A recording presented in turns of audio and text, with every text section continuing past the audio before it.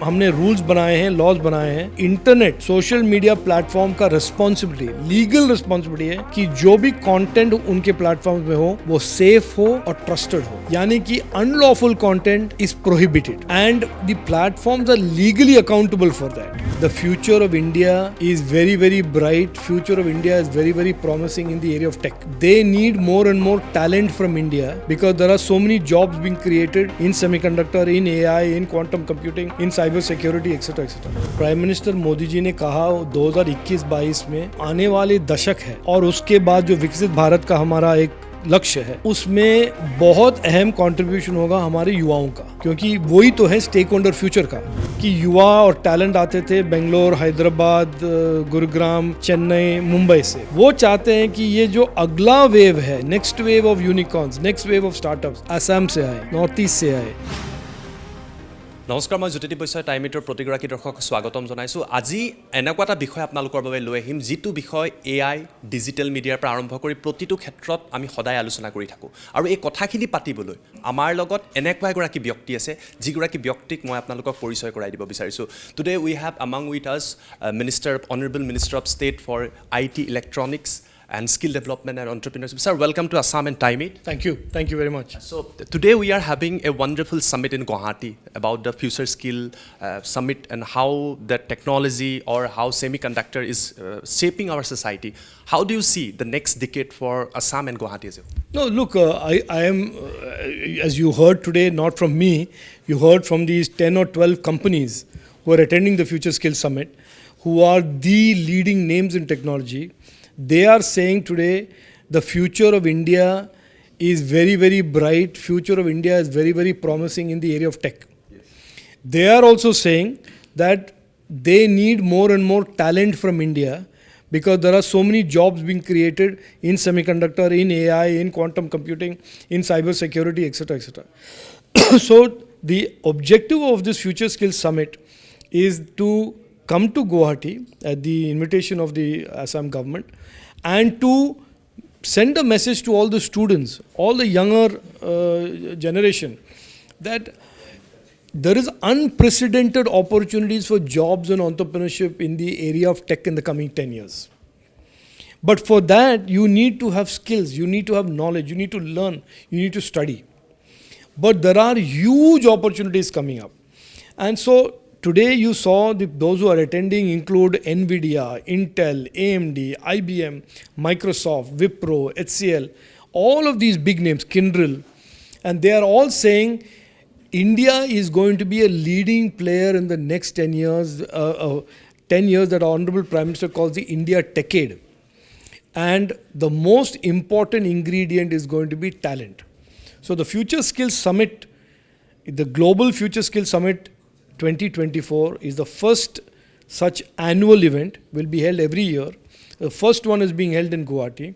And the message today from those who are going to be employers, those who are technology companies, Government of India, academic institutions, is to the younger generation that if you prepare well, if you today get into these areas, then in the next decade you will have huge opportunities for growth and success. Rajiv sir, आप बताते थे, प्रधानमंत्री मोदी जी भी बताते, विकसित Bharat, we are dreaming about 2047 that when we have develop India. So विकसित भारत की इस ये यात्रा को कैसे देखते हैं और असम की जो युवा है, युवा पीढ़ी के लिए कितना महत्वपूर्ण? देखिए, बहुत विकसित भारत में प्राइम मिनिस्टर मोदी जी ने कहा 2021-22 में, उन्होंने कहा कि ये जो आने वाले दशक है और उसके बाद जो विकसित भारत का हमारा एक लक्ष्य है उसमें बहुत अहम कंट्रीब्यूशन होगा हमारे युवाओं का, क्योंकि वही तो है स्टेक होल्डर फ्यूचर का। तो जब भी हम सरकार में फ्यूचर लगाते हैं, कोई भी स्कीम, फ्यूचर डिज़ाइन हो, फ्यूचर स्किल्स हो, फ्यूचर लैब्स हो, इसका मतलब ये है कि ये प्राइम मिनिस्टर मोदी जी ने डिज़ाइन किया है हमारे युवाओं के लिए, ताकि उस प्रावधान से, उस प्रोग्राम से वो भारत के फ्यूचर को बनाएं। उसमें प्रधानमंत्री मोदी जी ने हमेशा कहा है कि टेक्नोलॉजी की दुनिया में पहले ये कहा जाता था कि युवा और टैलेंट आते थे बेंगलोर, हैदराबाद, गुरुग्राम, चेन्नई, मुंबई से। वो चाहते हैं कि ये जो अगला वेव है, next wave of unicorns, next wave of startups Assam से आए, नॉर्थ ईस्ट से आए, छोटे छोटे शहरों से आए, वो यूपी से आए, और वो आज दिखने को मिल रहा है। हम देख रहे हैं आज कि वो शुरू हो गया है, क्योंकि प्राइम मिनिस्टर मोदी जी इतने, उनका एक तरह से डिटर्मिनेशन है कि टेक्नोलॉजी के जो अपॉर्चुनिटीज़ है हर भारतीय युवा के पास पहुँचे। और पहले क्या होता था, नॉर्थ ईस्ट के लिए टेक्नोलॉजी के बारे में अगर हम बोलते, वो कहते हैं नहीं वहाँ पे कनेक्टिविटी नहीं है, वहाँ पे पहुँचना मुश्किल है, टैलेंट को यहाँ पर लाना मुश्किल है, टैलेंट के साथ कनेक्ट करना मुश्किल है, फिजिकल कनेक्टिविटी नहीं होता था, इंटरनेट कनेक्टिविटी नहीं होता था। आज वो सब बदल गया है 10 साल में। फिजिकल कनेक्टिविटी और इंफ्रास्ट्रक्चर नॉर्थ ईस्ट का एक अनप्रेसिडेंटेड स्टेज पे आ गया है। तो north east will now play an increasingly important role in the digital economy, innovation economy in the future. When we talk about the digital future, the social media is an integral part of us. But when we look at the social media, whether it is Facebook, Twitter, YouTube, and we ourselves also working in social media, there are lots of chaos going on, whether it is a fake news, disinformation. How the government of India is planning to tackle those kind of things? No, we are already tackling it, and there has been significant improvement and progress in the last 2 years. हमारा पूरा approach बड़ा clear है। हमने rules बनाए हैं, laws बनाए हैं कि इंटरनेट सोशल मीडिया प्लेटफॉर्म का रिस्पॉन्सिबिलिटी, लीगल रिस्पॉन्सिबिलिटी है कि जो भी कंटेंट उनके प्लेटफॉर्म में हो वो सेफ हो और ट्रस्टेड हो। यानी कि unlawful content is prohibited and the platforms are legally accountable for that. यानी कि अगर कोई डिसइंफॉर्मेशन या मिसइंफॉर्मेशन करता है या डीप फेक्स डालता है या कोई डेफेमेटरी करता है, प्लेटफॉर्म्स अकाउंटेबल होगा under law to be prosecuted by the government और द एग्रीव्ड सिटीजन। तो ये हमने एक, जो पहले क्या होता था, प्लेटफॉर्म सोचते थे कि हम इम्यून हैं, we are safe under section 79, हमें कोई रिस्पॉन्सिबिलिटी है ही नहीं।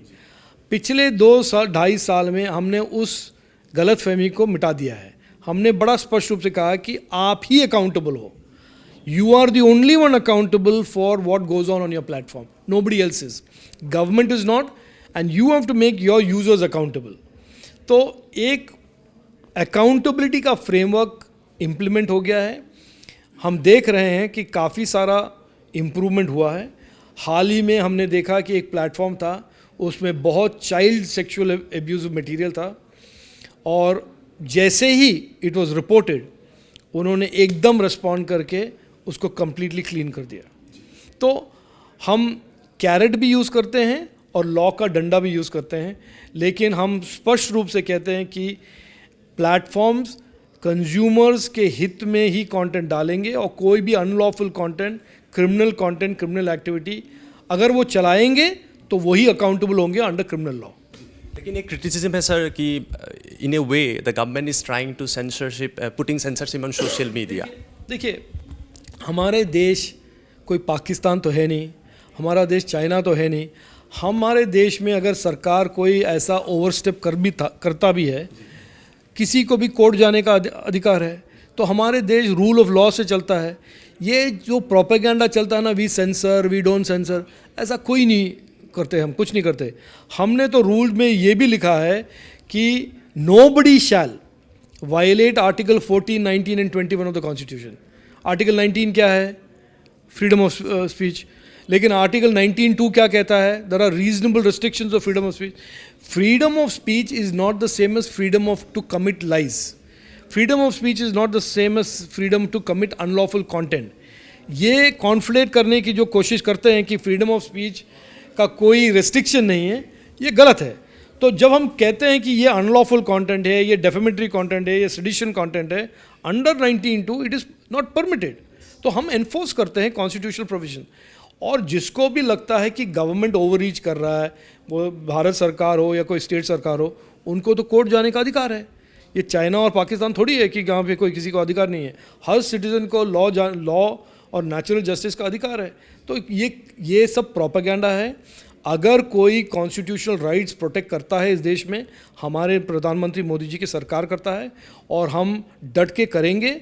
हम बिना डर के कॉन्स्टिट्यूशनल राइट्स को भी प्रोटेक्ट करेंगे, और हम मिस इन्फॉर्मेशन और डिसइन्फॉर्मेशन और अनलॉफुल कंटेंट के प्रावधान को भी एनफोर्स करेंगे। सर आखिरी में मेरा एक सवाल है, हमारा जो टाइमिट का प्लेटफॉर्म है, there are many youths they are interacting with Timeit and they want to know about what is government planning, so what is your message to the people of Assam and the youth of My Assam? message to the youth of Assam, as my message is to youth, every Indian youth, is you are the luckiest generation in the history of independent India. यहाँ पे प्रधानमंत्री मोदी जी के सरकार ने आपके लिए इतने सारे अपॉर्चुनिटीज़ क्रिएट किए हैं और अपॉर्चुनिटीज़ क्रिएट किए हैं और आपके दरवाजे पर आकर रेड कार्पेट लगा के कह रहे हैं देखिए हम आपको स्किल भी करेंगे। तो अगर आप अपॉर्चुनिटीज़ को देखकर स्किल नहीं सीखेंगे, पढ़ेंगे नहीं, तो फिर उसके बाद आप किसी को ब्लेम मत कीजिए, अपने आप को ब्लेम कीजिए। ठीक है ना? आज भारत बहुत तेज़ी से आगे बढ़ रहा है और इस तेज़ी और इस रफ्तार को आगे बढ़ाने में युवा शक्ति का बड़ा इम्पोर्टेंट रोल होगा। आप घर पे मत बैठिए, don't be lazy, be proactive. ये जो प्रधानमंत्री मोदी जी ने पिछले 10 साल के मेहनत से जो अपॉर्चुनिटीज़ क्रिएट किए हैं और जब हम आप स्किलिंग आपके दरवाजे पर लेके आ रहे हैं, नाइलिट जैसे इंस्टीट्यूशन नॉर्थ ईस्ट में इतने फैले हुए हैं, अगर आप अपने इनिशिएटिव नहीं दिखाओगे, आप अपने सक्सेस और प्रॉस्पेरिटी आप अपने आप नहीं चाहोगे, तो फिर किसी को दोष दे के कोई फ़ायदा नहीं एंड में। लेकिन आपको सक्सेसफुल बनना और आपको सक्सेसफुल बनने का जो मौका आज है, आपके कोई भी पिछले जनरेशन के किसी आपके फादर ग्रैंडफादर किसी के पास नहीं था, तो इसको वेस्ट मत कीजिए। मेरा यही एक रिक्वेस्ट है। हम बहुत परिश्रम से आए हैं, बड़े बड़े कंपनीज यहाँ पर आए हैं, टैलेंट आपके साथ काम करना चाहते हैं, आपको सिखाना चाहते हैं, आप सीखिए, आगे बढ़िए। Thank you sir. আৰু এয়া আছিলে আমাৰ সন্মানীয় মন্ত্ৰী ৰাজীৱ চন্দ্ৰশেখৰজী, আৰু তেখেতে ক'লে যে নতুন প্ৰজন্মৰ বাবে যথেষ্ট প্ৰতিভাৰ বাবে এতিয়া অপৰচুনিটিজ লৈ আহিছে চৰকাৰে, বহুত কোম্পেনীজ আহিছে, গতিকে যিসকলে কিবা এটা জীৱনত কৰিম বুলি ভাবিছে AI ডিজিটেলৰ ক্ষেত্ৰত, এই অপৰচুনিটি আপোনালোকে গ্ৰহণ কৰক আৰু জীৱনত আগুৱাই যাওক। ধন্যবাদ।